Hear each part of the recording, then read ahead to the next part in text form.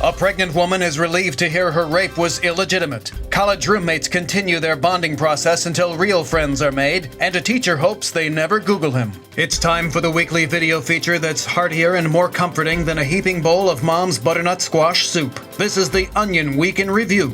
The editors of Central Connecticut State University's student newspaper, The Recorder, officially endorsed Barack Obama for president in a front-page editorial this week entitled Our Choice for Tomorrow. Running alongside an article on the volleyball team's 3-1 victory over the Farley Dickinson Knights and an article about the annual drag talent show planned for Greek Week, the 600-word editorial was reportedly the result of several long and intense discussions among the paper's editorial board, who, despite calling Mitt Romney a, quote, worthy candidate, ultimately determined that Barack Obama was better suited for leading the country. Selecting a candidate is not something we take lightly, and while Mr. Obama hasn't been able to turn this country around during his first term, we think that he is the most worthy candidate for the highest post in the land.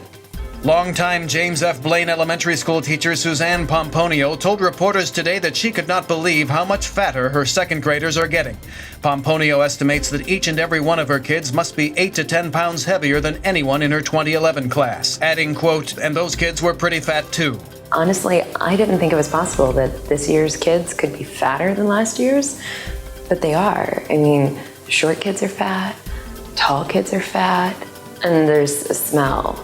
I don't really know how to describe it. Local dad Michael Carrain navigated several discount travel websites today with a precision reminiscent of 18th century Viennese prodigy Wolfgang Amadeus Mozart composing a symphony. Deftly moving through several itinerary dates as though striking the first chord of the Coronation Concerto on an ornate fortepiano, Carrain breezily booked a round-trip ticket to Fort Lauderdale for his oldest son Jonathan, exhibiting the raw talent of the maestro himself, effortlessly penning arpeggios with a plumed quill.